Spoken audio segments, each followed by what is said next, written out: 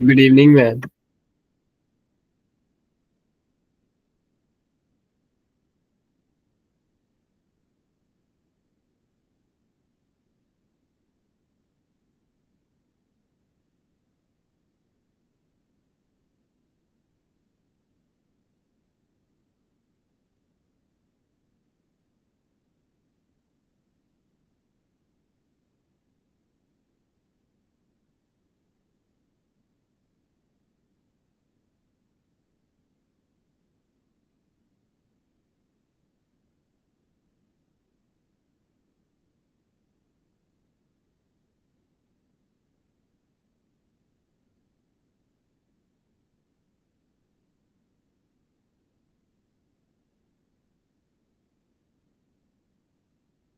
Good evening ma'am.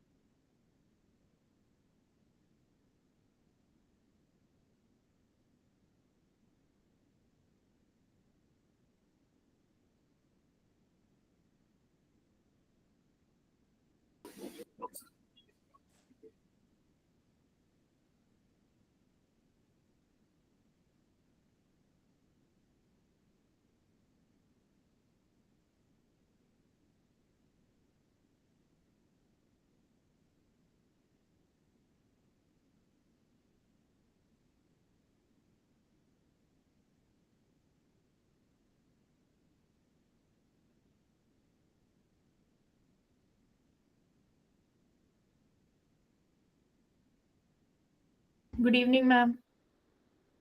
Good evening. बहुत कम बच्चे आए हैं भैया अभी तो। ठीक, आज ज्योमेट्रिकल ऑप्टिक्स की क्लास की किस किसने अटेंड करी थी? Yes ma'am. दीपांशी आपने क्यों नहीं करी? मैम दूसरे चैप्टर कर दी थी, वो वाला कर रखा है फिर भी थोड़ा। Yes ma'am. कल मॉडर्न फिजिक्स की क्लास होगी, है ना? जिसको मॉडर्न फिजिक्स में इशू है वो मॉडर्न फिजिक्स की क्लास अटेंड कर लेना। दोपहर में होगी या मॉर्निंग में, टाइम हम लोग एक बार शेयर कर देना।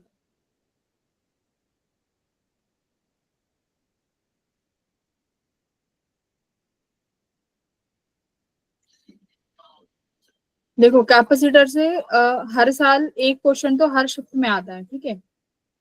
डेफिनेटली आता है। और क्वेश्चन ऐसा आता है कि इजी है, हम लोग इजीली सॉल्व कर सकते हैं, है ना? इलेक्ट्रोस्टैटिक से कौन कौन से टॉपिक पे क्वेश्चन आता है तुम लोग बताओ। फर्स्ट टाइम दे चुके हो। पहला तो सीरीज पैरेलल से आ जाएगा, है ना? सीरीज पैरेलल से कोई क्वेश्चन आ जाएगा। दूसरा डाइलेक्ट्रिक मीडियम वाला मैम। हाँ, वेरी गुड। दूसरा डाइलेक्ट्रिक मीडियम से, है ना? डाइलेक्ट्रिक मीडियम में सीरीज पैरेलल या फिर उसका थिकनेस का या कोई भी वेरिएशन पूछ सकते हैं। तीसरा और कहाँ से आ सकता है अपना? Dielectric slab. हाँ, वही डाइलेक्ट्रिक मीडियम, डाइलेक्ट्रिक स्लैब, वो उसमें कवर हो गया। फिर अपना हीट लॉस, एनर्जी लॉस, है ना? यहाँ से क्वेश्चन आ रहे हैं। और एक आ रहा है कि चार्ज एनर्जी। अक्रॉस, हाँ वो हीट लॉस एनर्जी लॉस में आ गया। फिर ओके। आता है charge across steady state capacitor, find charge, है ना? ये वाला देखना तुम। ये 2024 और 25 दोनों साल में ये क्वेश्चन आया है। जैसे ये फर्स्ट क्वेश्चन तुम्हें दिख रहा है कि कैपेसिटर के अराउंड चार्ज निकालना है, कितना है, तो चार्ज अक्रॉस कैपेसिटर। अब मेजरली किस में जब आरसी सर्किट में होता है। हाँ, स्क्रीन स्क्रीन नहीं दिख रही क्या? अरे yes ma'am. Yes ma'am. Good evening ma'am. Screen तो शेयर है पर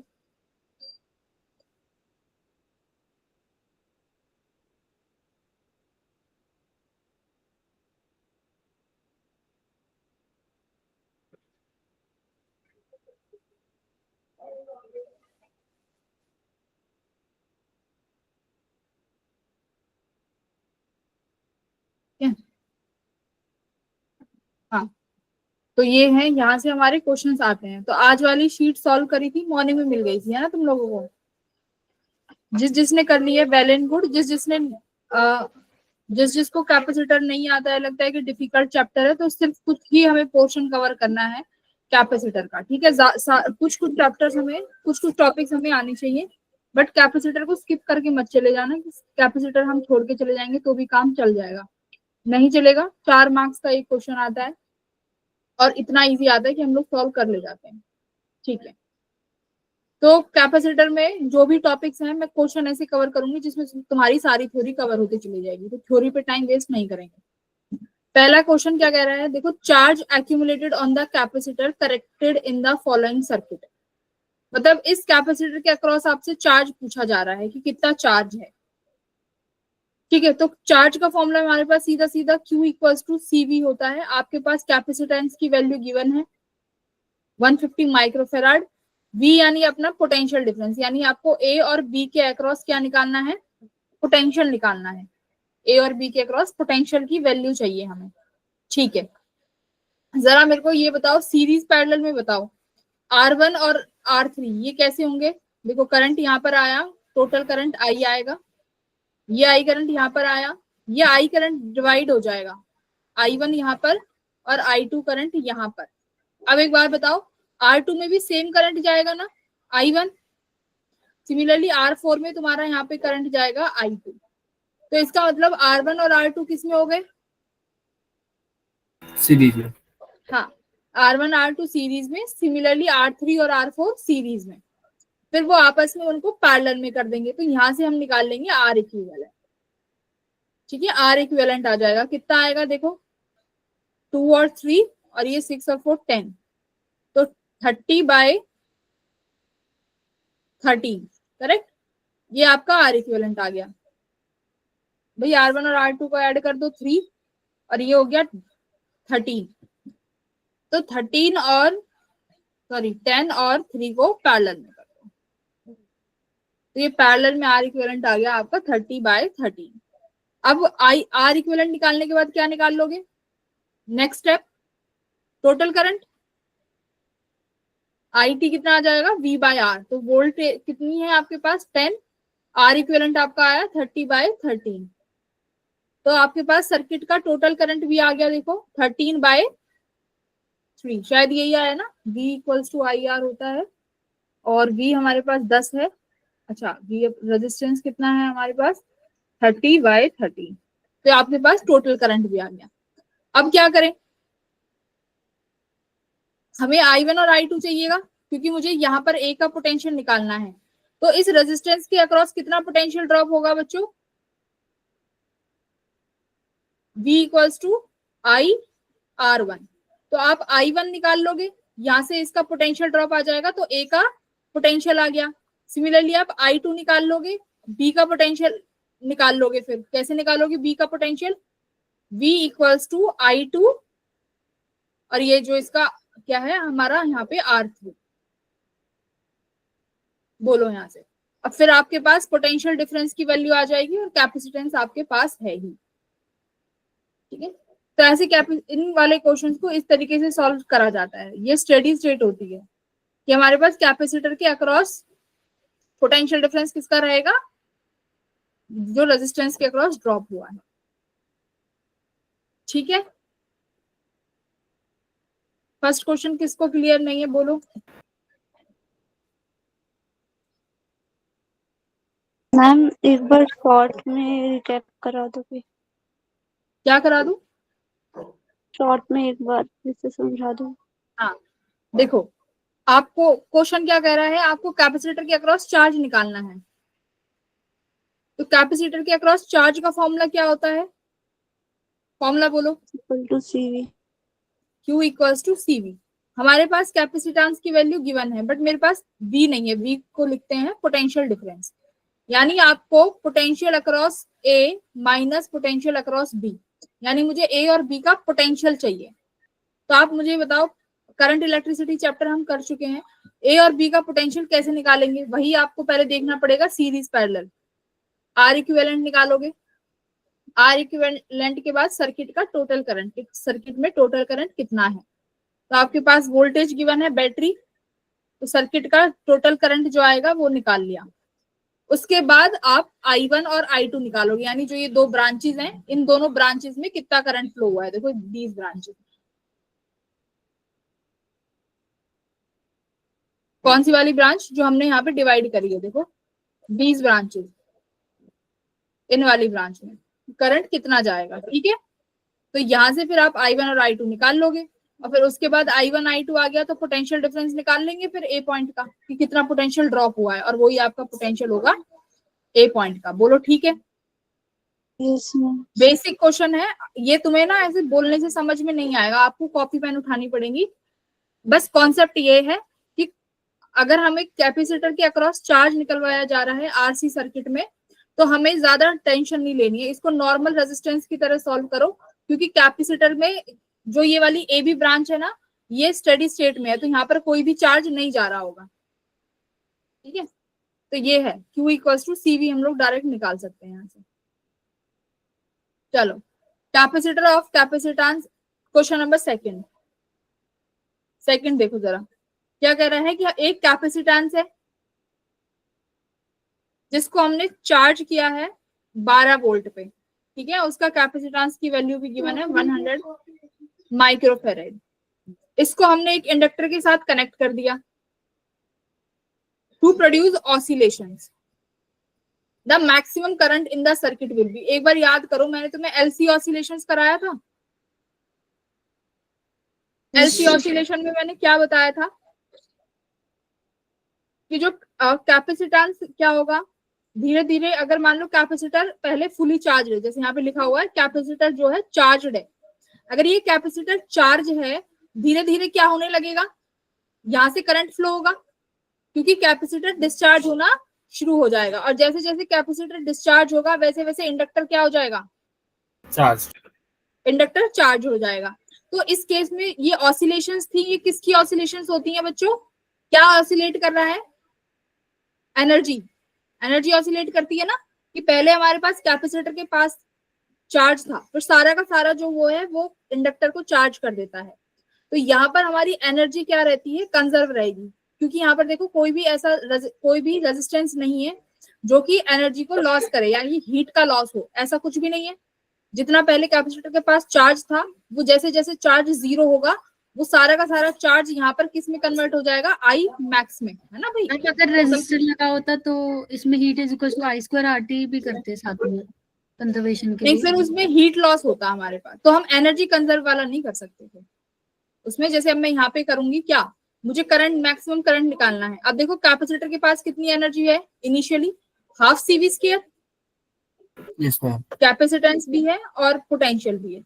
अब यही एनर्जी इसने किसको दी होगी, इंडक्टर को, तो इंडक्टर के पास कितनी एनर्जी होती है, हाफ LI²। तो आपके पास सारी वैल्यू है, C भी है, V भी है, इंडक्टर की वैल्यू भी है, तो यहाँ से ये I मैक्स आ जाएगा, ये मैक्सिमम करंट आ जाएगा। तो ये वही थोड़ा सा कॉन्सेप्ट वही लगा है, तो वहां से हम लोग करेंगे। अगर रेजिस्टेंस होता तो मैं ये वाली जो इक्वेशन है ये यूज नहीं कर सकती थी, ठीक है, because there is some loss of heat. Correct. चलो क्वेश्चन नंबर 3, कौन समझाएगा इस क्वेश्चन को, क्या कह रहा है। देखो क्वेश्चन नंबर 3 थोड़ा सा ट्रिकी क्वेश्चन है, बट फिर भी करने लायक है, ज्यादा डिफिकल्ट नहीं है, ठीक है, करने लायक क्वेश्चन है, कर सकते हैं। क्या कह रहा है कि एक कैपेसिटेंस है 2 माइक्रोफेराड का, which is required in a electrical circuit. हमें एक सर्किट में उसकी रिक्वायरमेंट है, और हम उसको 1 किलो वोल्ट के पोटेंशियल के अक्रॉस लगाएंगे, ठीक है, बट हमारे पास 1 माइक्रोफेराड की कैपेसिटर अवेलेबल है। सोचो, खुद सोचो, ये तुम्हें एक सर्किट में 2 माइक्रोफेराड कैपेसिटर की जरूरत है, बट वो तुम्हारे पास अवेलेबल नहीं है। 1 माइक्रोफेराड का कैपेसिटर अवेलेबल है आपके पास, बट वो कैपेसिटर जो है 300 वोल्ट से ज्यादा नहीं झेल सकता, मतलब वो खराब हो जाएगा अगर 300 वोल्ट से ज्यादा आप यूज कर लोगे तो आप ये बताओ कि हम इस रिक्वायरमेंट को कैसे पूरा करें, ये क्वेश्चन है। बताओ कैसे पूरा करोगे? 1 किलोवाट के 1 माइक्रोफैराड के तो बहुत सारे हैं। मैम वन यानी यहाँ पर कैपेसिटर्स को हाँ ज्यादा ले लेंगे सीरीज में। हाँ, यानी हमें कुछ ना कुछ सीरीज पैरेलल तो सोचना पड़ेगा 1 माइक्रोफैराड को कैसे एडजस्ट करें कि हमारा टोटल कैपेसिटेंस तो 2 माइक्रोफैराड बन जाए और जो पोटेंशियल है वो 300 से ज्यादा ना हो। दो कंडीशन है ना, कि एक तो सी इक्विवेलेंट कितना आना चाहिए 2 माइक्रोफैराड, है ना। दूसरी कंडीशन क्या है कि वोल्टेज जो है अक्रॉस ईच कैपेसिटर वो 300 से ज्यादा नहीं होनी चाहिए, ये कंडीशन। एवरीवन 300 से ज्यादा नहीं होनी चाहिए, तो कैसे करें बताओ। अब मैं अगर सीरीज में लगाऊं, देखो मुझे 300 चाहिए, 300 वोल्ट से ज्यादा नहीं चाहिए एक कैपेसिटर के अक्रॉस वोल्टेज। अगर मैं पैरेलल में लगाऊंगी तो मुझे एक बात बताओ, पैरेलल में तो वोल्टेज क्या रहेगी? सेम। देखो मैं अभी लगा तो 1 किलोवाट के अक्रॉस ही रही हूँ, अब ये जो 1 माइक्रोफैराड है वो भी 1 किलोवाट के अक्रॉस ही लगेंगे। अगर मैं इन कैपेसिटर्स को पैरेलल में लगाऊं और यहाँ पर मैं लगा दूं ये बैटरी जो है 1 किलोवाट की, तो क्या मेरे को पैरेलल में लगाने से कोई फायदा है? नहीं है। तो मैं सीरीज में अप्लाई करके देखूंगी, क्या पता सीरीज में कुछ हो जाए। तो देखो मैंने सीरीज में, अब ये हमें हिट एंड ट्रायल करना है। कितने कैपेसिटर है यहाँ पे? ये एक 1 माइक्रोफैराड का है, ये 1 माइक्रोफैराड का है, ठीक है। अगर और यहाँ पर मेरे पास बैटरी है कितने की? 1 किलोवाट की, वोल्ट की, ठीक है। अब एक बात बताओ, अब अगर मैं 2 कैपेसिटर लगा रही हूँ तो एक के पास कितनी वोल्टेज जा रही होगी? कितनी वोल्टेज होगी एक के अक्रॉस? 500 500 होगी भाई, ये 1 किलोवाट है ना। तो अगर 2 कैपेसिटर लगाए तो 500 तो बट अभी भी मेरा कैपेसिटर तो डिस्ट्रॉय हो जाएगा। तो फिर मैं कितने लगाऊंगी? मेरे को क्वेश्चन में तो बोला ही नहीं, क्वेश्चन में तो यही बोला है कि 300 से अबव होनी नहीं चाहिए। हाँ, 3 से ज्यादा नहीं होनी चाहिए ना। तो मैंने अभी 2 लगाए हैं तो मेरे को 500 जा रहा है, मतलब ये अभी भी वर्क नहीं करेगा। तो अगर मैं मान लो एक कैपेसिटर और लगाती हूँ, सुनो, अगर मैं एक कैपेसिटर और लगा दूं तो अब कितना बनेगा? एक कैपेसिटर के पास 333 कुछ जाएगा, है ना। तो अभी भी कैपेसिटर तो डिस्ट्रॉय हो जाएगा क्योंकि भाई 300 से तो ज्यादा ही है। तो अगर मैं एक कैपेसिटर और लगा दूं, अब बताओ अब कितना जा रहा है एक के पास? 250 यानी अब ये सर्किट वर्क कर जाएगा। Yes ma'am. है ना, अब ये सर्किट वर्क कर जाएगा 250 यानी अब हर कैपेसिटर के पास 250 वोल्टेज जा रही है। बट एक बात बताओ, ये सीरीज में तुमने लगाए हैं चारों, तो आज इनका सी इक्विवेलेंट कितना आ रहा है बताओ जरा। मैम C/4 1/4 1/4, बट मुझे चाहिए कितना? 2 माइक्रोफैराड, और ये तो 1/4 माइक्रोफैराड आ रहा है। अब दूसरी कंडीशन आपको सेटिस्फाई करनी पड़ेगी सी इक्विवेलेंट की। अब क्या करोगे फिर बताओ। यहाँ पे सर्किट ड्रॉ करते हैं। हमने यहाँ पर 4 कैपेसिटर लगा दिए, ठीक है, जिससे हम लोग क्या कर सके, मतलब अब मेरे को हर कैपेसिटर के अक्रॉस तो 250 वोल्टेज मिल रहा है, बट सी इक्विवेलेंट कितना आ रहा है? 1/4। तो इसका मतलब मुझे पैरेलल में कुछ और लगाने पड़ेंगे ना। अब मैंने पैरेलल में फिर से एक और लाइन लगाई, तो कितने आए? इसका 1/4 आया और इसका 1/4 आया। अब कितना हो गया? 1/2 कितना हुआ? अगर ये पैरेलल में है तो पैरेलल में तो ऐड हो जाएगा 1/4 + 1/4, यानी अब ये 1/2 माइक्रोफैराड आ गया। तो मुझे कितनी रोज बनानी पड़ेंगी बताओ मैम कि 4 मेरा 2 तक आ जाए। 2 चाहिए, 2 1/1 माइक्रोफैराड नहीं, मुझे 2 माइक्रोफैराड चाहिए। तो यानी सुनो ना, अगर मुझे एक से कितना 1 रो से मुझे कितना मिल रहा है? 1/4 माइक्रोफैराड, ठीक है। और मुझे टोटल कितना चाहिए? मैम 2 तो यानी 8 रोज। तो मुझे कितनी रोज चाहिए? मैम 8। तो मेरे को यानी 8 रोज चाहिए, और हर एक रो में कितने कैपेसिटर है? 4। मैम तो टोटल कैपेसिटर कितने रिक्वायर हो गए? 8 रो मल्टीप्लाई एक रो में 4 कैपेसिटर, यानी 32 कैपेसिटर। तो यहाँ पे आपका आंसर कौन सा हो जाएगा? 32। तो थोड़ा सा ये क्वेश्चन ये थोड़ा सा सोचने वाला था, है ना?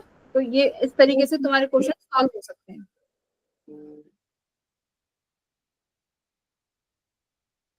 आ गया ये वाला क्वेश्चन?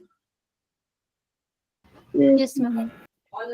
तो थोड़ा सा एग्जाम में सोचना पड़ेगा कि टोटल नंबर ऑफ कैपेसिटर्स चाहिए और मेरे पास 2 कंडीशन है, तो दोनों कंडीशन आपको वहां पर बैठ के फुलफिल करनी होंगी बस। अब देखो फिर उसके बाद और उसके बाद कौन से क्वेश्चंस पूछे गए हैं? हीट लॉस वाले, लॉस ऑफ एनर्जी। एनर्जी का लॉस कब कब होता है? जब भी आप कैपेसिटर को, किसी चार्ज कैपेसिटर को क्या करोगे? किसी दूसरे कैपेसिटर के साथ अटैच कर दोगे, तो वहां पर हमारे पास एनर्जी का कुछ ना कुछ एनर्जी का चेंज आएगा, एनर्जी का कुछ डिफरेंस आएगा, वही हमें निकालना है। अब इस क्वेश्चन, ये वाले क्वेश्चन देखो बहुत आए हैं। क्वेश्चन नंबर 9 बहुत इंपॉर्टेंट है, 3 स्टार दे रही हूँ इसको, ध्यान से समझना। क्या कह रहा है कि एक कैपेसिटर है जिसके पास कैपेसिटेंस C है, जिसके पास पोटेंशियल V है और एनर्जी जिसकी E है। तो इसका मतलब इसके पास चार्ज कितना हुआ? Q equals to CV। Energy कितनी हुई? Half CV square. ठीक है। फिर आपके पास एक और कैपेसिटर है, एक कैपेसिटर है जिसका कैपेसिटेंस 2C, पोटेंशियल 2V। तो यानी इसका, इस सेकंड कैपेसिटर का चार्ज कितना हो जाएगा? 4CV। करेक्ट। इसकी एनर्जी कितनी हो गई? Half CV square. ठीक है। एनर्जी का फॉर्मूला, एनर्जी का फॉर्मूला क्या होता है बताओ? Half CV square. Half CV। Parallel में हम एनर्जी का फॉर्मूला लगाते हैं हाफ CV स्क्वायर। अगर सीरीज में हो कैपेसिटर तो Q स्क्वायर बाय 2C। ये सीरीज में अप्लाई करते हैं। अब इन दोनों को हमने, दोनों की इंडिविजुअल एनर्जी, इंडिविजुअल चार्ज निकाल लिया। अब देखो ये दोनों कनेक्ट हो गए। अब बताओ क्या होगा? मैम इनका वो सीरीज का इक्विवेलेंस निकालना है। नहीं, मुझे ये बताओ कि मैंने जब दोनों कैपेसिटर को, जिनका पोटेंशियल अलग अलग है, जब उन दोनों को एक साथ कनेक्ट कर दिया तो अब क्या होना चाहिए?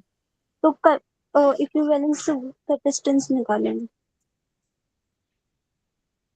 सी इक्विवेलेंट का क्या फायदा? सी इक्विवेलेंट नहीं निकालते ऐसे केस में, एनर्जी के केस में। कौन बताएगा? क्लास में ये वाला कॉन्सेप्ट तो बहुत बार कराया है। जब भी हम कैपेसिटर्स को, जिनका पोटेंशियल अलग अलग है, अगर वो साथ में जोड़ दिए तो क्या होगा? Redistribution of charge. Common potential हो जाएगा। हाँ, कॉमन पोटेंशियल होगा और रीडिस्ट्रीब्यूशन ऑफ चार्ज होगा। करेक्ट। क्योंकि देखो पहला वाला जो कैपेसिटर है उसके पास पोटेंशियल V, दूसरा जो कैपेसिटर है उसका पोटेंशियल 2V। तो ऐसे तो काम ही नहीं चलेगा। क्यों? क्योंकि कॉमन पोटेंशियल आना चाहिए।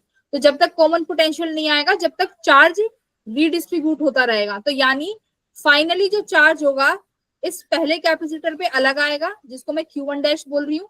जो सेकंड कैपेसिटर है इस पे अलग आएगा, जिसको हम Q2 डैश बोल सकते हैं। ठीक है।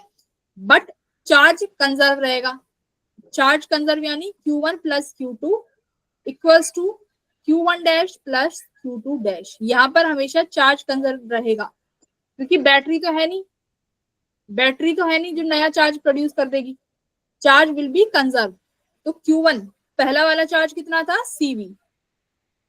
Q2 initial charge on capacitor 2, कितना चार्ज है देखो Q2 बताओ? 4CV। 4CV। Q1 डैश कितना हो जाएगा? C तो एज इट इज रहेगा, कैपेसिटेंस तो चेंज नहीं होगा, बट कॉमन पोटेंशियल आ जाएगा CV dash plus 2CV dash. अब मुझे यहाँ से V डैश बताओ कितना आ रहा है जल्दी से?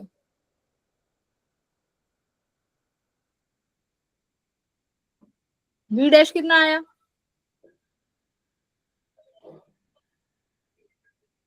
निकालो कॉमन पोटेंशियल। देखो ये कॉन्सेप्ट है। कॉन्सेप्ट क्या है? जब भी दो कैपेसिटर जिनके पोटेंशियल अलग अलग हैं, अगर उन दो पोटेंशियल को साथ में कनेक्ट कर दोगे तो वहां पर चार्ज का रीडिस्ट्रीब्यूशन होता है। यानी अगर कैपेसिटर 1 के पास पहले चार्ज Q1 था तो बाद में Q1 नहीं रहेगा। कितना हो जाएगा, सी वी कॉमन, यानी दोनों कैपेसिटर, हाँ 5/3C। तो कॉमन पोटेंशियल रीच कराना है तो बस एक, हमेशा इसमें एक ही कॉन्सेप्ट लगता है चार्ज कंजर्व का। तो ये इक्वेशन जो यहाँ पे लिखी है ना Q1 Q2, बस ये याद रख लो, हर क्वेश्चन में यही लगानी है जब जब एनर्जी का लॉस पूछे। तो इनिशियल चार्ज कैपेसिटर 1 पे, इनिशियल चार्ज कैपेसिटर 2 पे, फाइनली, और ये कॉमन पोटेंशियल के टर्म्स में होना चाहिए। तो V डैश आ गया तुम्हारा 5/3V, ठीक है। तो V डैश आ गया, V डैश आ गया। अब एक बार बताओ, अगर पोटेंशियल चेंज हो गया तो एनर्जी भी चेंज हो जाएंगी दोनों कैपेसिटर की, E1 dash E2 dash. Yes E1 dash क्या हो जाएगी, हाफ C जो आपका नया पोटेंशियल आया है V dash square. Similarly E2 dash भी चेंज हो जाएगी, हाफ C जो नया पोटेंशियल आया है V डैश स्क्वायर वो। तो बस वर्क डन तुम्हें सबको पता है क्या होता है, change in potential energy, correct. तो पोटेंशियल एनर्जी क्या हो जाएगी, U final minus U initial. U final आपने जो E1 E2 निकाली है उनको ऐड कर दो, और फिर जो आपने इनिशियल निकाली थी उनको ऐड करके दोनों आपस में माइनस। क्लियर है, तो एनर्जी का डायरेक्ट फॉर्मूला उसी में डाल दिया था।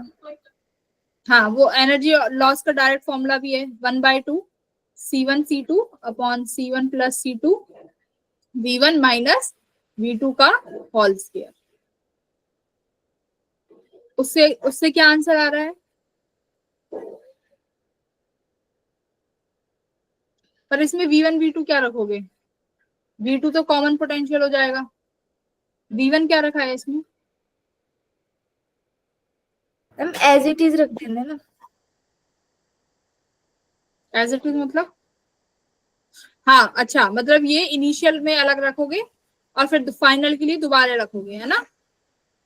Yes ma'am. देखो तुम ऐसे भी रख सकते हो कि एनर्जी निकाली दोनों की और एनर्जी प्लस करके फिर फाइनल माइनस कर दी, ठीक है, ये भी हो जाएगा। तो इस तरीके से हम लोग ये वाले क्वेश्चन सॉल्व कर ले जाएंगे।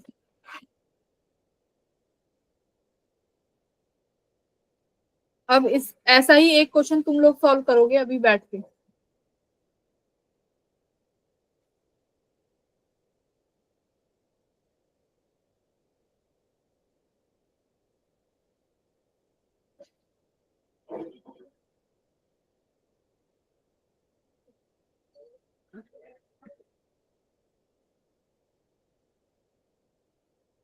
क्वेश्चन नंबर 41 करो, सेम क्वेश्चन है। 41 का आंसर करो, क्या है 41 का आंसर करो।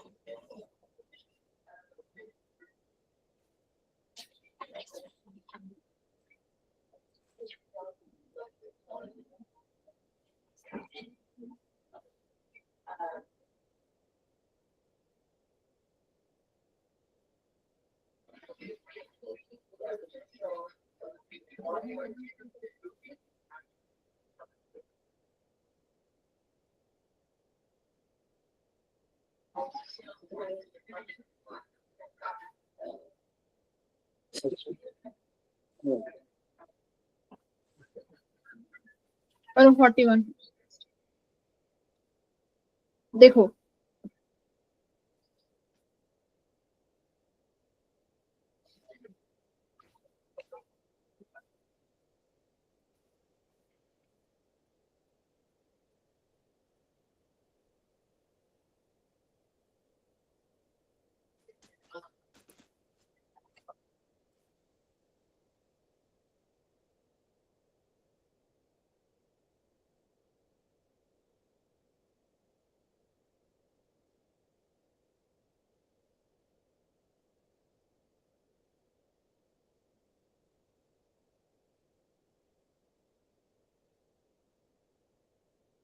अनन्या, आयुष,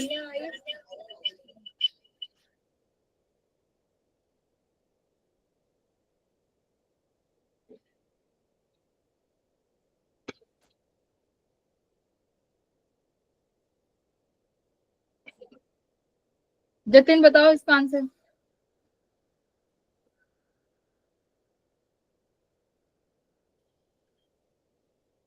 क्या ma'am? Answer question number 41। Okay ma'am, try करता हूँ। मैं थोड़ा लेट ज्वाइन हुआ था आज, अभी ट्राई करता हूँ। अच्छा, लेट ज्वाइन हुए हो, ठीक है। चलो देखो क्वेश्चन नंबर 41 क्या कह रहा है कि ये 2 माइक्रोफेराड वाला कैपेसिटर है, ये 2 माइक्रोफेराड वाला कैपेसिटर है जिसके पास इनिशियली पोटेंशियल डिफरेंस 10 वोल्ट था, ठीक है। अब हमने क्या किया, इसकी बैटरी को रिमूव कर दिया और इसको एक कैपेसिटर और के साथ अटैच कर दिया, ठीक है। यानी ये ऐसी कंडीशन हो गई। अब इसको हटा दो, C1 के पास पोटेंशियल 10 वोल्ट हो गया और कैपेसिटेंस 2 माइक्रोफेराड। आपने एक दूसरे कैपेसिटर के साथ इसको अटैच कर दिया जिसका कैपेसिटर 8 माइक्रोफेराड है बट वो अनचार्ज है, उसके पास कोई भी चार्ज नहीं है। तो आपको बताना है चार्ज इन C2, C2 के पास क्या चार्ज आएगा फाइनली। तो इसका मतलब पहले क्या निकालोगे, मैम टोटल चार्ज। पहले चार्ज कंजर्व करोगे, है ना, कि हमारे पास पहला कैपेसिटर के पास कितना था चार्ज, सेकंड कैपेसिटर के पास पहले कितना चार्ज था, इक्वल्स टू फाइनल चार्ज। यानी फाइनल चार्ज पहले कैपेसिटर पे और सेकंड कैपेसिटर पे फाइनल चार्ज कितना आएगा। ऐसे ही पहले कैपेसिटर पे कितना चार्ज था, CV, capacitance 2 microfarad multiply by voltage कितनी थी 10। Q2 पे कितना चार्ज है देखो, अनचार्ज, तो चार्ज 0। Q1 डैश, यानी अब हमारे चार्ज रीडिस्ट्रीब्यूट हो जाएंगे तो कॉमन पोटेंशियल जाएगा, करेक्ट। तो Q1 डैश के पास कितना हो जाएगा, 2 into V plus Q2 dash के पास कितना हो जाएगा, 8 इंटू V, करेक्ट। तो कॉमन पोटेंशियल कितना आ जाएगा बताओ, 2 वोल्ट, मैम 2। 2 आ गया तुम्हारा कॉमन पोटेंशियल। अब देखो मैंने चार्ज कंजर्व क्यों करा है, क्योंकि यहाँ पर साफ साफ लिखा हुआ है बैटरी को क्या कर दिया है, रिमूव। तो अब जब बैटरी को रिमूव करते हैं तभी चार्ज कंजर्व रहेगा, क्योंकि बैटरी रिमूव हो गई तो नया चार्ज प्रोड्यूस नहीं हो सकता। बैटरी का काम क्या है, चार्ज को ट्रांसफर कराना, तो नया चार्ज नहीं प्रोड्यूस होगा, इसलिए बैटरी जब जब रिमूव हो जाएगी चार्ज कंजर्व रहेगा। और हम ये कंडीशन यूज हमेशा कर सकते हैं इस केस में। कॉमन पोटेंशियल आ गया। अब क्या करना है, चार्ज निकाल दो C2 के पास। C2 के पास कितना चार्ज रहेगा, Q इक्वल्स टू CV। तो इसका कैपेसिटेंस 8 और पोटेंशियल कितना है 2, तो कितना चार्ज रहा इसके पास, 16, ठीक है। तो ऐसे क्वेश्चंस बहुत आए हैं। देखो ये भी 2019 का सवाल है, 19 में भी आया है और 2024 में भी रिपीट हुआ है और 25 में भी आया है। तो इस कॉन्सेप्ट पे क्वेश्चंस बहुत आ रहे हैं। तो ये वाले कॉन्सेप्ट मैंने क्लास में भी कई बार कराए हैं। अब गलत मत करके आना और छोड़ के तो बिल्कुल ही मत आना।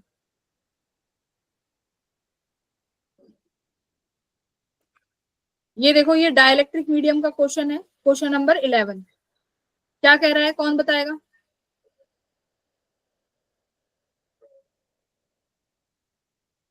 यानी ये कैपेसिटेंस पूछ रहा है कि देखो मेरे पास एक पैरेलल प्लेट कैपेसिटर है जिसका एरिया गिवन है और जो प्लेट्स की सेपरेशन है, मान लो प्लेट A और प्लेट B, इनकी सेपरेशन कितनी है, 2 mm, 2 mm है।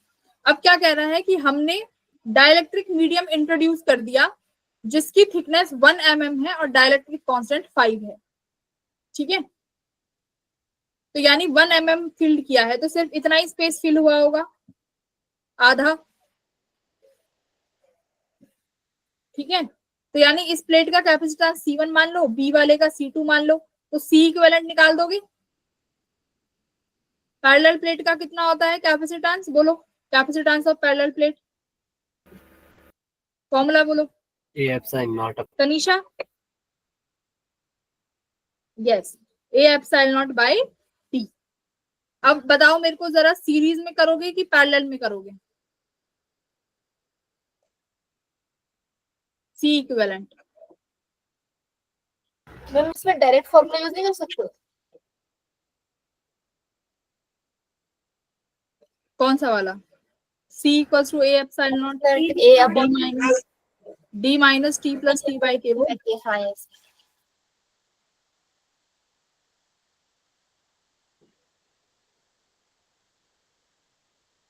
वो भी कर सकते हो वैसे तो।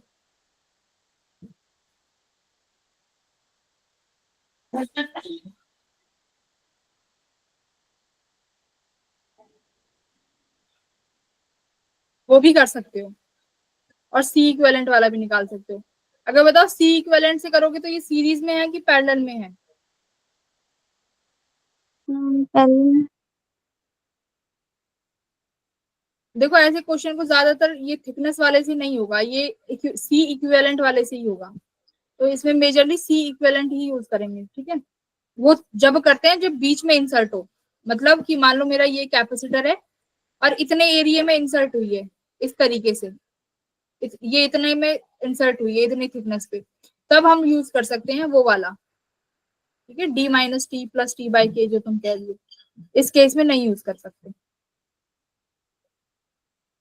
क्योंकि यहाँ पे दो कैपेसिटेंस बन गए हैं अलग अलग, ये अलग अलग कैपेसिटर है, एक का कैपेसिटेंस C1 और एक का C2। तो यहाँ पर डाइलेक्ट्रिक है, तो इस केस में कितना बनेगा capacitance? K times of A epsilon not by D, और इसका बनेगा सिर्फ और सिर्फ A epsilon not by D, ठीक है। तो जब आप डाइलेक्ट्रिक इंट्रोड्यूस करते थे हो तो पैरेलल प्लेट में कैपेसिटेंस जो है K टाइम्स इंक्रीज हो जाता है। K is the dielectric constant. अब मेरे को बस ये बता दो कि ये सीरीज में है कि पैरेलल में?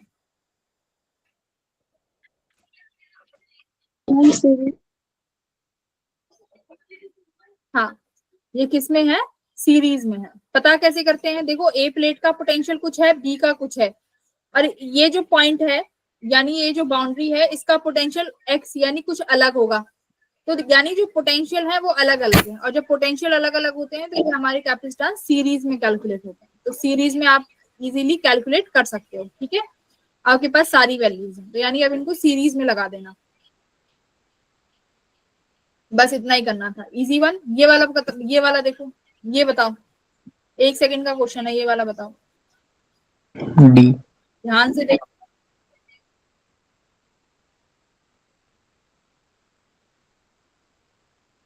मैं जिससे पूछूं वही बताएगा। अमित बताओ इसका आंसर।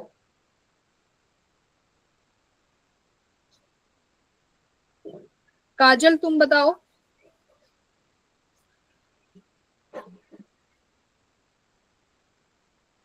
देखो हमें सी इक्विवेलेंट निकालना है, यानी जब यहां पर हम पहुंचेंगे तो करंट का डिवीजन होगा, है ना, कुछ बच्चों के अकॉर्डिंग, यानी ये दोनों पैरेलल में हो जाएंगे, हैं। पर एक चीज देखो, यहाँ पर स्ट्रेट वायर है, सिंपल वायर, यानी जैसे ही करंट इस यहाँ पर पहुंचेगा पॉइंट ए पर, उसे ये दिख जाएगा कि मेरे पास एक पाथ है जहां पर कोई भी ब्रेकर नहीं है ना, कोई भी वो नहीं है जो उसको रोक सके। तो यानी ये वाले क्या हो जाएंगे? शॉर्ट सर्किटेड कंडीशन है ये। देखो 2023 में भी शॉर्ट सर्किट कंडीशन पे क्वेश्चन आया है, वही कॉन्सेप्ट आते हैं गिने चुने। तो ये शॉर्ट सर्किट हो गए, फिर बचा तुम्हारा सी और सी, यानी सिर्फ ये ऐसा हो गया, एक कैपेसिटर यहाँ पे और एक यहाँ पे। अब ये दोनों किस में है? पैरेलल में। तो ऑप्शन नंबर 2C, ठीक है।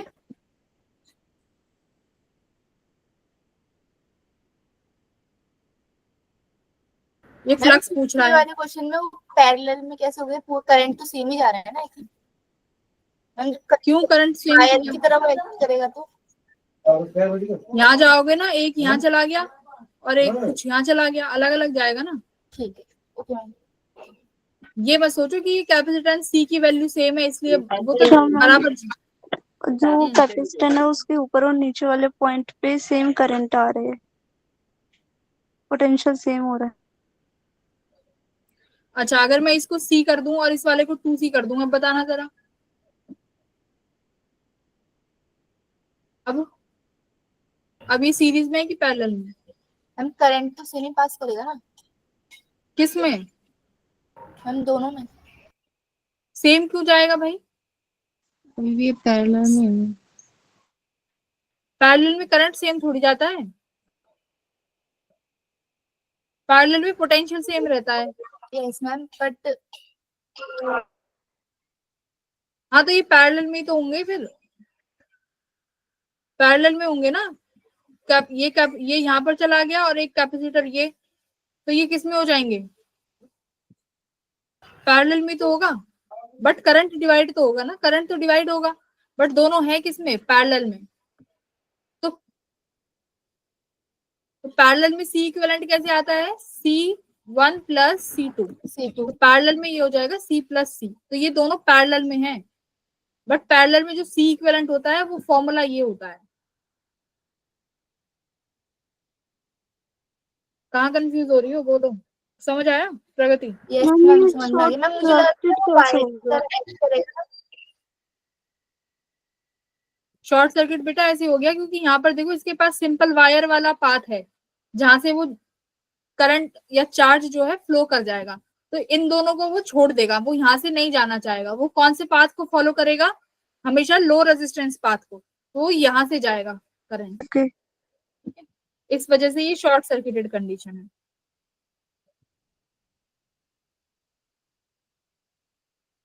तो 3 इन वाले कैपेसिटर्स में नो करंट। ठीक है, अब यहाँ पर बताओ, ये पूछ रहा है कि कैपेसिटर है भाई हमारे पास, कैपेसिटर है और the flux of the electric field through a closed surface enclosing the positive plate of the capacitor. Flux क्या होगी? फ्लक्स क्या होता है? फ्लक्स होता है हमारे पास Q इनक्लोज्ड बाय एप्सिलॉन। तो यानी एक जो कैपेसिटर की एक प्लेट है उसको इनक्लोज करा दिया किसी तरीके से, तो Q इनक्लोज करा, मतलब इनक्लोज करा दिया उसको। देखो यहाँ पे लिखा हुआ है इनक्लोजिंग, मतलब पूरा चार्ज इनक्लोज है। तो बस फाई क्या हो जाएगा? Q की वैल्यू क्या होती है? CV by epsilon. ठीक है, तो ऑप्शन नंबर बी। तो ऐसे क्वेश्चन जहां पर तुम्हें लगे कि मल्टी कॉन्सेप्ट यूज हो रहे हैं तो फिर घबराना मत। ठीक है, डायरेक्ट 1 सेकंड में आंसर आ जाएगा। इसमें इनक्लोज मतलब समझाने एक बार। इसका मतलब है कि जो प्लेट है ना, कैपेसिटर की एक प्लेट है, उसको इनक्लोज कर दिया, मतलब कैपेसिटर ये जो एक प्लेट है जो पॉजिटिव चार्ज है जिस पर, उसको पूरा इनक्लोज, आइसोलेट नहीं, उसको इनक्लोज कर दिया, मतलब अब इनक्लोज है वो पूरी तरीके से। तो अब वो पूछ रहा है इनक्लोज होने के बाद नहीं, चार्ज चेंज नहीं हो सकता। ठीक है मैम। हाँ, इनक्लोज का मतलब अब चार्ज चेंज भी नहीं हो सकता, और इनक्लोज का मतलब है कि पूरा का पूरा, जैसे बोलते नहीं है कि अगर अभी हमको इनक्लोज, अभी यहाँ पर ये एक प्लेट है, यहाँ पर चार्ज है, अब इस चार्ज को इनक्लोज करो, तो इनक्लोज होने का मतलब है कि सारा चार्ज एक कंप्लीट सरफेस से ही पास हो रहा है, कंप्लीट क्लोज्ड सरफेस है। इनक्लोजिंग का मतलब है कि किसी क्लोज्ड सरफेस से उसको रख दिया है, तो इनक्लोज्ड है तो मतलब यही होना चाहिए, CV बाय एप्सिलॉन। ठीक है, 18th क्वेश्चन बताओ, हो जाएगा ये भी इजी वन है। 18th yes ma'am. सिर्फ आपको Q निकालना है, तो वही है, पहले तो क्या निकालोगे? C equivalent. C इक्विवेलेंट निकालने के बाद सर्किट का टोटल चार्ज Q निकाल लोगे। फिर Q देखो यहाँ पर तो जितना Q आएगा टोटल उतना ही पास होगा C1 से, तो करेक्ट। फिर यहाँ पर हो जाएगा करंट, चार्ज डिवाइड, कुछ यहाँ जाएगा और कुछ यहाँ पे, जिसमें C3, C4 और C5 ये किस में है? तीनों सीरीज में। भाई C3, C4, C5 सीरीज में है ना, Yes. तो ये सर्किट कुछ ऐसा बन जाएगा। देखो बस इजी हो गया, यहाँ पर C इक्विवेलेंट निकाल लेना और बस चार्ज डिवाइड कर देना। ठीक है, जिस पे पूछा है फिर C4 पे क्या हो जाएगा? Q इंटू C4, और क्योंकि जो यहाँ पर जो Q की वैल्यू आएगी वो सबके लिए सेम ही रहेगी, तो मान लो यहाँ से Q आया, Q1 यहाँ चला जाएगा और Q2 यहाँ पे, तो C4 की वैल्यू क्या हो जाएगी? Q2 C4।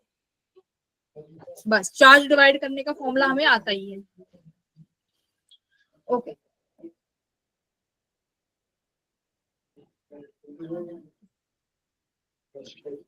अब इसमें से किसी, इस पेज में से किसी को कोई प्रॉब्लम है? इस पेज में प्रॉब्लम है? 21 वाले क्वेश्चन में 21 में व्हीटस्टोन ब्रिज लगेगा। हाँ, इसमें सी इक्विवेलेंट पूछ रहा है ना, तो इसका मेरे को पोटेंशियल 22 वाले शॉर्ट में बताना। हाँ बताती हूँ। पहले 21, देखो 21 में तो सी इक्विवेलेंट पूछ रहा है। इस पॉइंट का पोटेंशियल ए है तो इसका भी ए है। इस पॉइंट का कोई कॉमन पोटेंशियल मान लो सी, इसका सी है तो इसका भी सी हो जाएगा, ठीक है। ये वाला सी है तो यहाँ पे भी कैपेसिटेंस सी हो जाएगा। तो बस अब देख लो कि ये किस तरीके से कनेक्ट है, ए बी और बी सी, इनमें बस इनको कनेक्ट कर लो और आंसर आ जाएगा। कॉमन पोटेंशियल है ये क्वेश्चन, कॉमन पोटेंशियल मेथड है, इजीली हो जाएगा। चलो question number 22। A capacitor of capacitance is charged to this and connected to another uncharged identical capacitor. Energy loss, ये तो अभी कराया same. Energy loss you initial क्या फॉर्म, अभी तो कराया था एनर्जी लॉस का। Energy loss, heat loss, you final minus you initial, ऐसे, ठीक है। यू फाइनल कैसे निकालोगे, half C1 plus C2, common potential निकालोगे C स्क्वायर माइनस इनिशियल, तो इनिशियल कैपेसिटर्स की कितनी एनर्जी है वो, तो फॉर्मूला हाफ CV स्क्वायर। तो बस ये माइनस प्लस करना है, करा दिया ये क्वेश्चन, घर पे ट्राई करना। क्या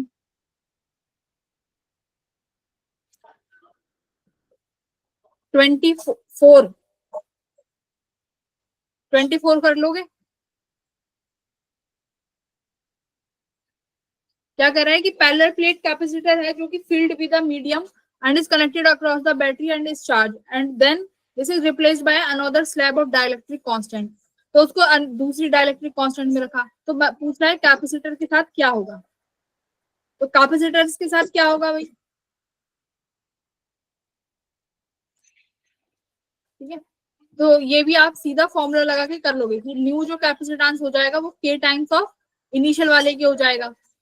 अगर एनर्जी की बात करें तो एनर्जी भी जो नई आएगी वो कितना आ जाएगी, k times of C V square, ठीक है। तो यहाँ से आप फॉर्मूले लगा के इजीली सॉल्व कर लोगे। चलो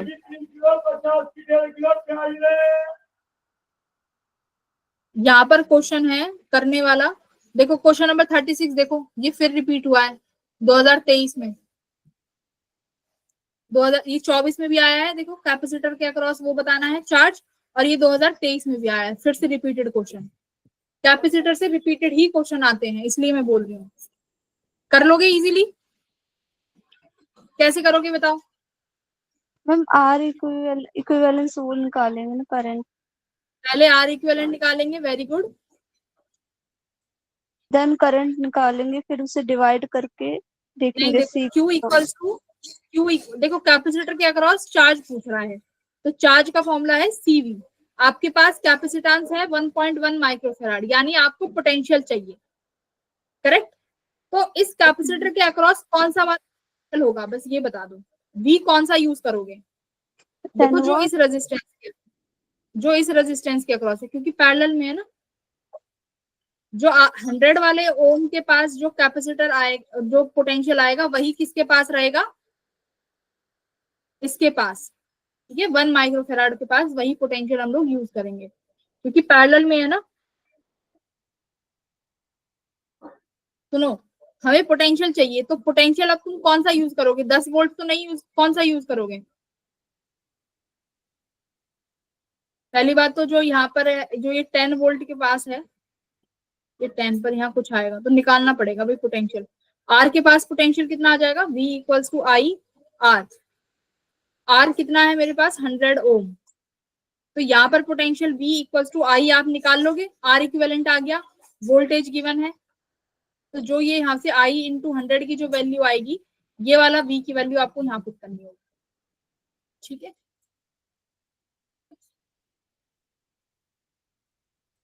कंफ्यूजन है क्या इस क्वेश्चन में। ये केवीएल केसीएल से नहीं हो सकता। केवीएल केसीएल से करके इतना क्यों लेंथी कर रहे हो, केवीएल केसीएल मत लगा देना यहाँ पे। यहाँ पर मेन क्वेश्चन था कि वोल्टेज कौन सी वाली लिखनी है। यहाँ पर आप वोल्टेज वो लोगे जो 100 ओम के अक्रॉस है, क्योंकि पैरेलल में है ना, तो कैपेसिटर के पास Okay, वही okay. वोल्टेज है जो 100 ओम के पास है। अब आप कैसे निकालोगे कैपेसिटर के पास वोल्टेज, क्योंकि ये तो स्टेडी स्टेट में है। ठीक है, चलो पहले मुझे आर इक्विवेलेंट निकालो कि आर इक्विवेलेंट क्या है, सॉल्व करो।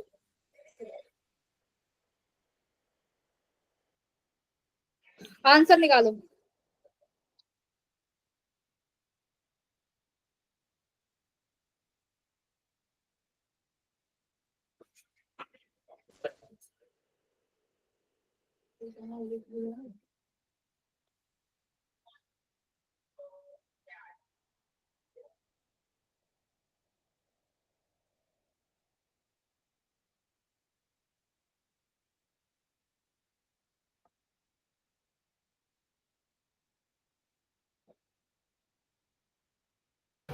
मैम 23/200। आंसर बता रही हो पूरा? 123/3 200 to 30/3 आर इक्विवेलेंट पता है।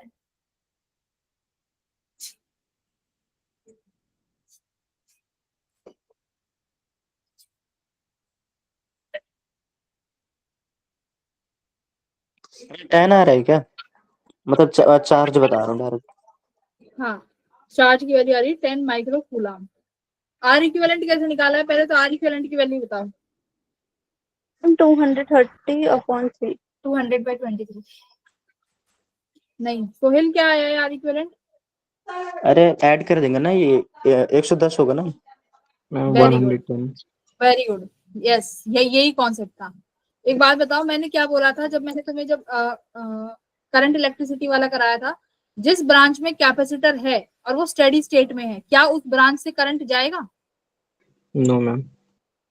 No, ma'am. जिस ब्रांच से करंट जाएगा ही नहीं, तो क्या ये रेजिस्टेंस मेरे किसी काम का है? No ma'am. No, ma'am.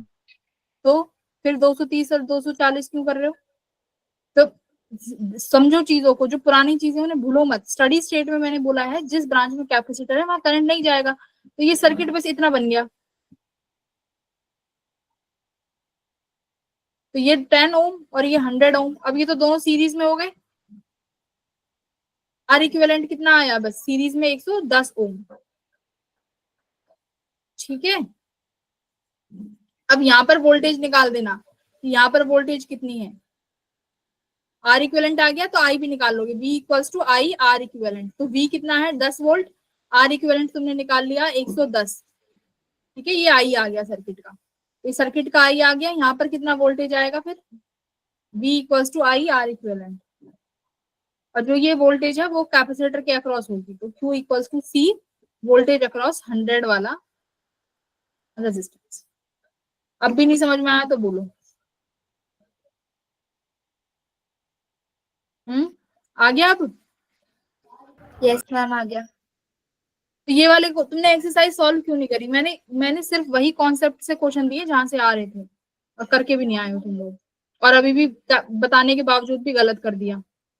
Paper में छोटी छोटी चीजें ध्यान रखनी है, जब वो वाली जो मोस्टली रिपीटेड हो रही है। स्टडी स्टेट में कैपेसिटर जिस ब्रांच में है उस ब्रांच से करंट को हटा दो। क्रिश, शायद तुमने ये क्वेश्चन पूछा था ना जब एग्जाम में जाने से पहले ही। क्रिश कहाँ गया? है ही नहीं, चला गया शायद, कोई बात। और एग्जाम में आ गया था वो क्वेश्चन। ओके, लेट अब आ जाओ 35 पे। इंपॉर्टेंट क्वेश्चन है 35। किया है किसी ने सॉल्व?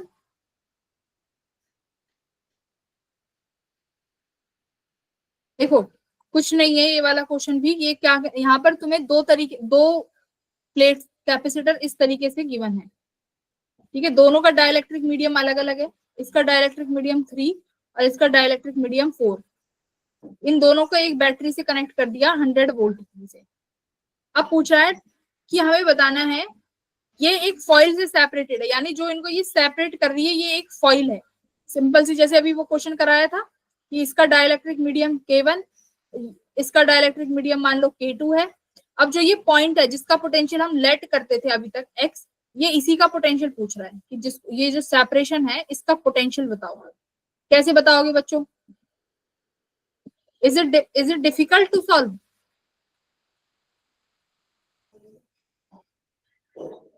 देखो डिफिकल्ट नहीं है, पहले सी इक्विवेलेंट निकाल लेंगे।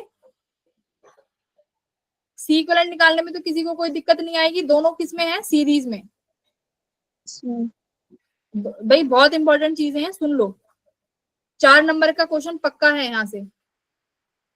सी इक्विवेलेंट निकाल लिया तुम लोगों ने, फिर क्या करोगे, सी इक्विवेलेंट दोनों सीरीज में है, सीरीज में रख दिया, सी इक्विवेलेंट आ गया। उसके बाद क्या करें, करंट या चार्ज जो भी है, कैपेसिटर है तो चार्ज निकालेंगे, है ना। निकाल लोगे चार्ज, क्यू की वैल्यू, फिर निकाल लोगे कि टोटल चार्ज यहाँ से कितना जा रहा है, करेक्ट। टोटल चार्ज निकाल लिया यहाँ से। अब ये दोनों सीरीज में है तो चार्ज कैसा जाएगा, सेम दोनों में सेम चार्ज ही फ्लो करेगा ना, सेम चार्ज। बस अब यहाँ पर कैपेसिटर है C1, यहाँ पर कैपेसिटर है C2। जैसे ही यहाँ पर चार्ज Q आया, is there any potential drop across C1? C1 के पास पोटेंशियल ड्रॉप होगा ना, V1 equals to Q total upon C1। Potential drop हो गया ना, तो वो पोटेंशियल ड्रॉप जो हुआ यहाँ पर, वो उसका पोटेंशियल हो जाएगा, वही पोटेंशियल ड्रॉप जो है वो सेपरेट हो जाएगा। तो यानी ये पोटेंशियल पूछ रहा है तुमसे इस फॉइल का, या सेम बोल लो कि पोटेंशियल ड्रॉप अक्रॉस C1, वो सेम चीज है, ठीक है। तो इसलिए क्वेश्चंस की डेफिनेशंस या लैंग्वेज को देख के टेंशन में मत आ जाना। क्वेश्चन नंबर 35, इसका आंसर क्या है एक बार देख लेते हैं।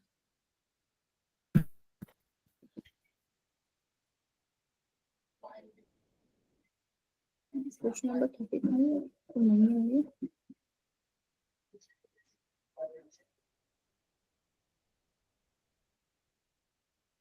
ठीक है। तो बस ये पोटेंशियल ड्रॉप पूछ रहा था। एक बार इस वाले क्वेश्चन को सॉल्व करना, मैंने तुम्हें सिखा दिया है, बस पोटेंशियल ड्रॉप निकालना है, लैंग्वेज का फर्क है। हाँ।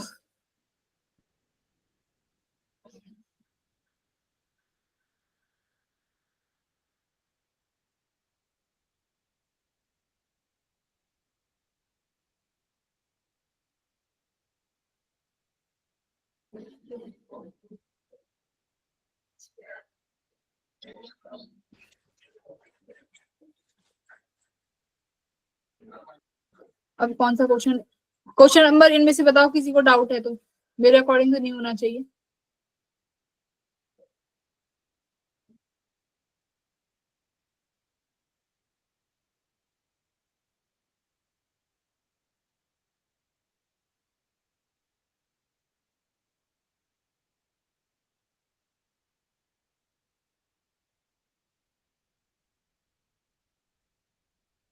सी इफेक्टिव निकाल लेंगे ना पहले, तो सी इक्विवेलेंट निकाल लो कितना है, और उसके बाद एनर्जी कितनी होती है, हाफ CV स्क्वायर।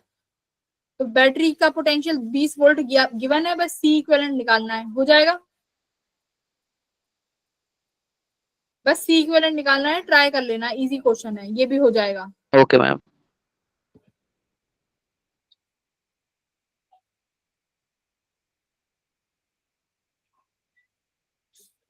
थर्टी 38 भी हो जाएगा, ये भी सीरीज पैरेलल से रिलेटेड है। क्वेश्चन नंबर 39 एक बार देख लेते हैं। ये क्या कर रहा है, एक slab of dielectric constant have same cross section area between the plane, thickness 3/4d, where d is the separation between the plate. देखो यहाँ पर वो क्वेश्चन, वहां पर वो कॉन्सेप्ट यूज हो सकता है, फॉर्मूला सी वाला, a epsilon not d minus t plus t/k, यहाँ पर यूज कर सकते हैं। क्यों? क्योंकि इनके सेपरेशन, प्लेट्स की सेपरेशन d है, बट जो आपने डायरेक्ट्रिक स्लैब यूज करी है वो 3/4d है, और कहाँ पर इंट्रोड्यूस किया हुआ है उसको देखो, बिटवीन द प्लेट लिखा हुआ है, इंसर्टेड बिटवीन द प्लेट्स, तो यानी बीच में कहीं इंसर्ट किया हुआ है, यह ऐसे, जिसका डिस्टेंस d है 3/4 of d। Now you can use this formula easily, ठीक है। अब ये फॉर्मूला यूज कर लेना, आंसर आ जाएगा यहाँ पे। बट वो जब एक तरफ होता है कि यहाँ पर इंट्रोड्यूस कर दिया है, तब आप सी इक्विवेलेंट लगाओगे, ऐसे केसेस में सी इक्विवेलेंट लगेगा, यानी सीरीज पैरेलल करके सॉल्व होगा। अब कंफ्यूजन नहीं होगी कब कौन सा लगाएंगे। यस मैम, अब नहीं होता। चलो हाँ, अब देखो यहाँ पर ये वाला क्वेश्चन 43, ये भी इंपॉर्टेंट है, ये वैसे फॉर्मूला बेस्ड है। यहाँ पर पूछा है कि if QF is the free charge on the capacitor place and QB is the bound charge on the dielectric slab। Bound charge कौन सा हो गया डाइलेक्ट्रिक स्लैब पे, यानी जो चार्ज डाइलेक्ट्रिक स्लैब पे इंड्यूस हुआ है ना, तो वो वाला चार्ज पूछ रहे हैं ये। तो इन दोनों के बीच में रिलेशन क्या है, तो ये वाला रिलेशन पढ़ा होगा कि इंड्यूस्ड चार्ज पे और जो आपके पास कैपेसिटर का चार्ज है उस पर क्या रिलेशन होता है। भाई देखो, हमारे पास ये एक कैपेसिटर है, यहाँ पर मैंने अगर एक डाइलेक्ट्रिक प्लेस कर दिया, ठीक है, ये वाली प्लेट प्लस है, ये वाली प्लेट नेगेटिव है। कैपेसिटर की वजह से एक इलेक्ट्रिक फील्ड है जो कि आउटसाइड है, मतलब जो कि इनसाइड है, बट उसकी डायरेक्शन इसमें है, positive to negative E naught. अब देखो ये जो स्लैब है ये दोबारा क्या होगी, चार्ज इंड्यूस करेगा इसके ऊपर। तो चार्ज इंड्यूस कैसे होगा, यहाँ पर इसके अंदर चार्ज इंड्यूस होगा माइनस और यहाँ पर प्लस प्लस। अंदर जो यहाँ पर फील्ड है वो इसके अपोजिट डायरेक्शन में प्रोड्यूस होगी, करेक्ट। और नेट वाली इलेक्ट्रिक फील्ड क्या हो जाएगी, इन दोनों का माइनस करके। या फिर आप ये भी बोल सकते हो यहाँ की जो इलेक्ट्रिक फील्ड है ई डैश वो किसके बराबर हो जाएगी, कितने से कम हो जाएगी, क्योंकि इसका डाइलेक्ट्रिक कांस्टेंट के है। तो जब भी डाइलेक्ट्रिक कांस्टेंट में रखेंगे तो नई इलेक्ट्रिक फील्ड कितने से कम हो जाती है, ई नॉट बाय के। पढ़ा है ना, फोर्स से भी निकाल सकते हो, फर्स्ट चैप्टर है ये इलेक्ट्रोस्टैटिक्स कि फोर्स कितने से कम हो जाएगा अगर डाइलेक्ट्रिक मीडियम में निकालेंगे तो, और इलेक्ट्रिक फील्ड कितने से, तो कितने से इलेक्ट्रिक फील्ड कम हो जाएगी इनसाइड द स्लैब, बाय के से, जितना उसका डाइलेक्ट्रिक मीडियम है। तो ई नॉट बाय के से स्लैब में इलेक्ट्रिक फील्ड इतनी हो जाएगी, ई नॉट बाय के। तो इसका इंड्यूस्ड चार्ज कैसे निकालोगे, तो डायरेक्ट फॉर्मूला याद कर लो, डेरिवेशन अभी नहीं करेंगे। Q induced equals to capacitor का चार्ज 1 माइनस 1 बाय के। ये फॉर्मूला है, ये फॉर्मूला याद होना चाहिए, इंपॉर्टेंट है, यानी ऑप्शन नंबर बी। ठीक है, ये सिग्मा भी पूछ सकता है यहाँ से, तो सिग्मा भी हम लिख सकते हैं। सिग्मा क्या होगा, Q बाय एरिया, तो Q is equals to sigma a. तो ये याद रखना, कहीं से भी रिलेशन आ सकता है, तो this relation is very much important, याद रखना इसको। Q induced equals to Q 1 minus 1 by K. उसके बाद तो सारे क्वेश्चंस इजी हैं, एक ये वाला क्वेश्चन देख लो बस। देखो ये वाला क्वेश्चन नंबर 49 क्या कह रहा है कि कैपेसिटेंस 5 माइक्रोफैराड है, उसको 5 माइक्रोकूलम तक हमने चार्ज किया। अब मैंने क्या किया, इस कैपेसिटर को हमने इस तरीके से दूर कर दिया कि इनका जो कैपेसिटेंस था वो 5 माइक्रोफैराड से चेंज होकर कितना हो गया, 2 1 बाय फैराड, 2 1 बाय फैराड हो गया। हमें फ्रैक्शन वो दे रखा है, माइक्रो होगा ये, फ्रैक्शन में है वो, किसमें है, अब 9/4 होगा वो। 9/4 नहीं फैराड नहीं हो सकता ना, फैराड नहीं हो सकता, माइक्रो फैराड होगा ये। ठीक है, तो ये तुम्हारा जो भी है 2 1 बाय 4 माइक्रो फैराड में चेंज हो गया। अब ये पूछ रहा है कि बताओ वर्क डन कितना होगा, ये वर्क डन पूछ रहा है। वर्क डन मैंने अभी तुम्हें बस एक ही फॉर्मूला बताया है वर्क डन का, क्या, चेंज इन एनर्जी, एनर्जी का चेंज। अब एक बार मुझे जरा यहाँ पर बताओ कि जब मैं उन दोनों को अपार्ट कर रही हूं तो क्या सिर्फ और सिर्फ कौन सी चीज चेंज, क्या चार्ज चेंज होगा। कैपेसिटर है, कैपेसिटर के पास 5 माइक्रोकूलम चार्ज है, बस आप उनको दूर कर रहे हो, इस क्या चार्ज में कोई चेंज आएगा, नो मैम। भाई एक प्लेट को जब तुमने 5 माइक्रोकूलम तक चार्ज कर दिया, वो ऑलरेडी चार्जड है, अब मैं उसको उठा के कहीं भी ले जाऊं, क्या उसका चार्ज चेंज होगा, नो मैम, नहीं होगा ना, चार्ज चेंज नहीं होगा। ठीक है, बट उन दोनों प्लेट का पोटेंशियल चेंज हो सकता है, क्योंकि पोटेंशियल क्या होगा, नेट पोटेंशियल तो हमने पढ़ाई है कि जो पॉजिटिव प्लेट है माइनस जो नेगेटिव प्लेट है उनका पोटेंशियल डिफरेंस निकालते हैं, तो तुम लिखते हो Q इक्वल्स टू CV। इसमें V क्या होता है, पोटेंशियल डिफरेंस, करेक्ट। यानी जब हम दूर लेके जाएंगे तो पोटेंशियल जरूर चेंज होगा। तो कौन सा फॉर्मूला यूज करना ज्यादा बेटर है मेरे लिए? दो फॉर्मूले हैं, एक तो हाफ CV स्क्वायर और एक है Q स्क्वायर बाय 2C। कौन सा फॉर्मूला यूज करूं? Q square by potential potential वाला। कैसे निकालोगी पोटेंशियल कितना चेंज हुआ है? पोटेंशियल का चेंज मैं निकाल भी तो नहीं सकती, पर मुझे इतना पता है पोटेंशियल चेंज होगा जब मैं उन दोनों प्लेट्स को दूर करूंगी तो, क्योंकि पोटेंशियल R पे डिपेंड करता है। इतना तो तुम सब मानते हो, पोटेंशियल भाई R से वेरिएबल है, बट चार्ज नहीं है। तो मैं यहाँ पर फॉर्मूला यूज करूंगी Q स्क्वायर बाय 2C, मतलब final, minus Q square bye 2C जो हमारा इनिशियल था, और चार्ज तो मेरा कांस्टेंट है। तो ये मेरा वर्क डन निकल के आ गया। ठीक है, तो ये बहुत अच्छा क्वेश्चन था, ये 2019 का क्वेश्चन है, बट फॉर्मूला वही लगा है अभी भी। सिमिलरली क्वेश्चन नंबर 50 देखो एक बार। ए पैरेलल प्लेट कैपेसिटर जिसका 1 माइक्रोफैराड कैपेसिटेंस है, one of its two plate is given 2 micro, मतलब देखो इनिशियली ये एक पैरेलल प्लेट कैपेसिटर है जिसका कैपेसिटेंस गिवन है 1 माइक्रोफैराड। कुछ ना कुछ चार्ज भी होगा, एक पे प्लस और एक पे माइनस। अब क्या कह रहे हैं कि हमने one of it's plate is given 2 micro coulomb charge, एक प्लेट को इतना चार्ज दिया, दूसरी को इतना। पूछ रहे हैं कि आप पोटेंशियल कितना डेवलप हो जाएगा, बताओ कैसे करोगे इस क्वेश्चन को? अभी हमने पढ़ा है पोटेंशियल क्या है, दोनों प्लेट का डिफरेंस। तो यानी इस प्लेट का पोटेंशियल कितना है वो निकालो, और इस प्लेट का पोटेंशियल कितना है वो निकालो। और पोटेंशियल क्या होगा, ये फॉर्मूला है Q equals to C del V। ठीक है, कैपेसिटेंस चेंज नहीं होता, C और V चेंज होने से कैपेसिटेंस चेंज नहीं होता, इतना याद रखो। ठीक है, तो हमारे पास डेल V की वैल्यू क्या हो गई बच्चों, Q बाय C। कैपेसिटेंस में नो चेंज, और आपको चार्ज का चेंज ऑलरेडी गिवन है। तो मुझे बताओ V1 कितना हो जाएगा, कितना है, +2, और ये है 4 माइक्रोकूलम। और इन दोनों का चेंज देखो, जो ये वैल्यू है ये तो कांस्टेंट ही है ना, Q। इनको लिखो या मत लिखो, ये तो कॉमन वैल्यू है, ये तो कैंसिल आउट हो जाएंगी। तो मेरे पास जो नया चार्ज है मैं उसका नेट निकाल लेती हूँ, यानी 4 - 2 बाय कैपेसिटेंस कितना है,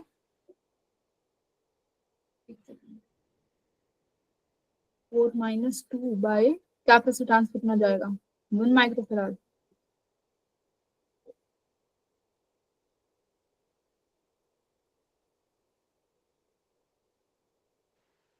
चार्ज रीडिस्ट्रीब्यूट भी तो होगा कि नहीं होगा?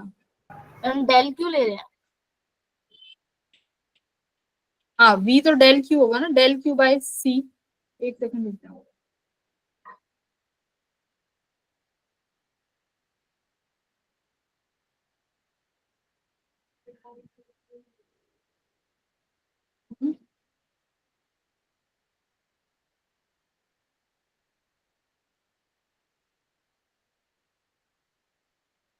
इनिशियल भी तो कुछ चार्ज होगा, और हमने जब 2 प्लेट्स को चार्ज दिया तो चार्ज रीडिस्ट्रीब्यूट भी होना चाहिए। चार्ज कैसे जाएगा, 4 + 2 बाय 2, यानी 4, 5, 6 बटे 2, यानी 3। यहाँ पर 3 जाएगा और यहाँ पे 3, और यहाँ पे फिर कुछ इनिशियल अलग चार्ज जाएगा जो कितना होगा, Q - 3। यहाँ पे उसका नेगेटिव ऑफ Q - 3। ऐसे भी नहीं कर सकते हैं।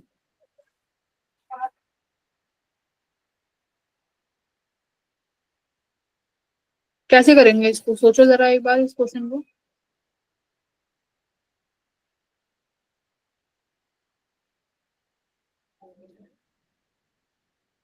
Parallel plate capacitor has 1 microfarad capacitance, one of its two plate given +2 microcoulomb charge and other is +4. The potential difference develop across this capacitor. कैसे करोगे इसको? मैम जैसे आपने अभी किया 4 + 2 बाय 2 एक पे, और 4 - 2 बाय 2 एक पे, और 2 कूलम्ब 2 म्यू कूलम्ब दूसरे पे है, तो एक पे 3 आ गया था हमारा जब 4 + 2 बाय 2 किया था एक, और एक आ जाएगा 2 आ जाएगा, तो उससे माइनस कर देंगे, मतलब एट द एंड जो डेवलप हुआ है। आंसर इसका है 1 वोल्ट दिया हुआ है, आंसर 1 वोल्ट। 1 वोल्ट आंसर है, 1 volt. Find the potential difference है ना, पोटेंशियल डिफरेंस पूछा है। अगर मैं डायरेक्ट करती हूँ एक प्लेट के लिए तो ये कितना है, चार्ज डेल क्यू बाय सी होगा, तो डेल क्यू 4 - 2 पोटेंशियल डिफरेंस। पर ये चार्ज डेल क्यू थोड़ी जाएगा, एक पे 2 गया है ना, तो एक पे प्लस क्यू बाय 2, दूसरे पे मान लेते हैं प्लस माइनस भी तो नहीं दे रखा ना उन्होंने, कौन सी प्लेट पे लिया है चार्ज।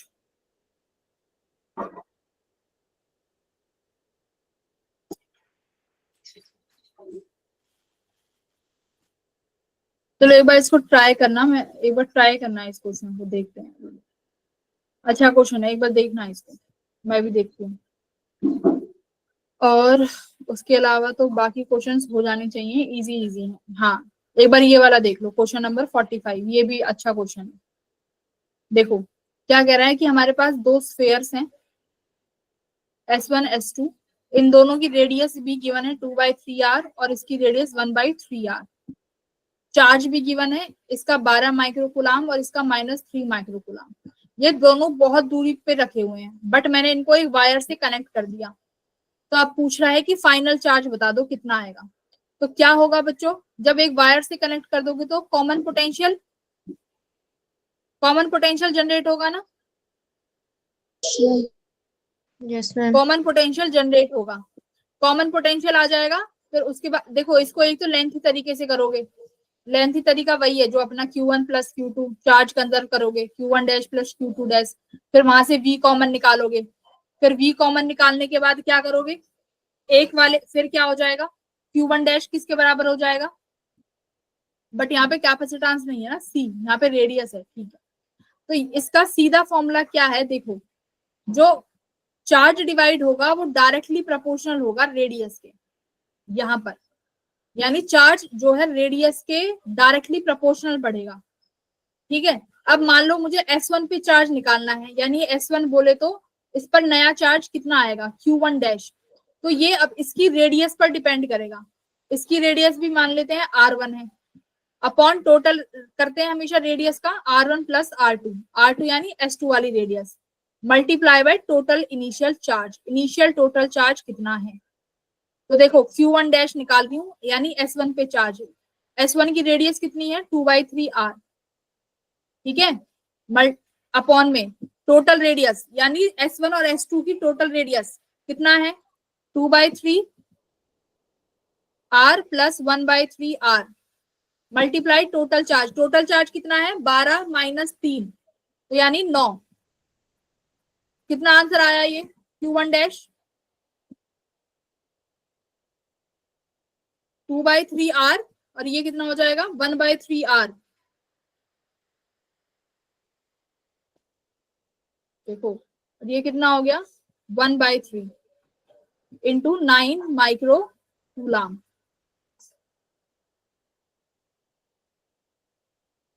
3/3r हो गया ना, ये तो हट गया, सिर्फ r आया, तो r से r कैंसिल हो गया और 3 3 9 यानी 6 माइक्रोकुलाम। तो ऑप्शन में 6 देखो ये रहा, तो 6 माइक्रोकुलाम यानी रेडियस के डायरेक्टली प्रोपोर्शनल बटेगा। Q2 निकालना होता तो Q2 कैसे निकालते, equals to R2 upon R1 plus R2 multiply by charge total, या और कैसे कर सकते हो Q1 by Q2 equals Q1 dash by Q2 dash equals to R1 by R2, ये इसके प्रोपोर्शनल बटेगा, ठीक है। तो ये फॉर्मूला, ये डायरेक्ट फॉर्मूला याद रखना है तुम्हें, सीधा स्फीयर्स वाला, बाकी तो सारे कॉन्सेप्ट हो गए हैं, ठीक है। अब अपने डाउट्स पूछ लो तुम लोग।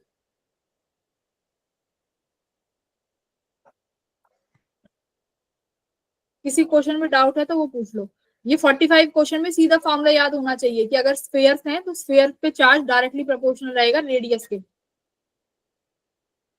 ये वी कॉमन पोटेंशियल ग्रेडियंट इसका मतलब चार्ज कंजर्वेशन पे का है, किसका, वी कॉमन का। Yes ma'am. देखो वी कॉमन यानी वो तब होगा जब हम चार्ज रीडिस्ट्रीब्यूट करेंगे, क्योंकि आपने दो चीजें ली, दिन का पोटेंशियल अलग अलग है और उनको तुमने जोड़ दिया, मतलब एक कैपेसिटर है जिसका पोटेंशियल 2 वोल्ट है और एक का पोटेंशियल 1 वोल्ट है, तो वो चीजें कैसे रह पाएंगी, नहीं रह पाएगी ना, क्योंकि हमेशा चार्ज फ्लो होगा from high potential to low potential, और वो चार्ज जब तक फ्लो होता रहेगा जब तक कॉमन पोटेंशियल नहीं पहुंच जाता। चार्ज फ्लो होने का मतलब है कि पोटेंशियल कॉमन होगा, ठीक है। ये है हमारा कॉन्सेप्ट।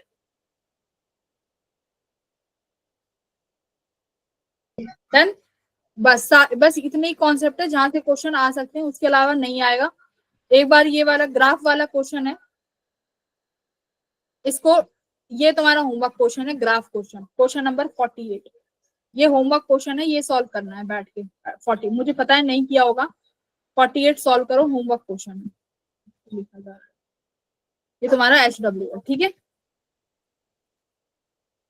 बाकी हमने मेजरली जो भी कॉन्सेप्ट है वो सब सॉल्व कर लिए हैं। डन। चलो फिर अगर डाउट है तो पूछ लो, अदरवाइज क्वेश्चंस तो हमने सारे कर लिए हैं।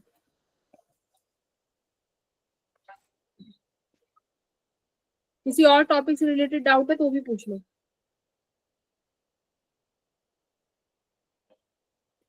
चलो ठीक है, फिर नहीं है तो पढ़ाई कर लेना बट, ठीक है। Yes ma'am. बहुत कम दिन रह गए हैं तो। यस मैम, डेट आ गई अब तो। यस मैम, डेट आ गई। कब है, कितनी तारीख से कितने हैं? 2 तारीख से लेके, हाँ 2 से शुरू है, खत्म कब है? 8। ठीक है, 6 डेज, ठीक है। तो डरना नहीं है, बस जो क्वेश्चंस कराए हैं उन्हीं क्वेश्चंस को रिवाइज करके एग्जाम देने चले जाना, अच्छा जाएगा।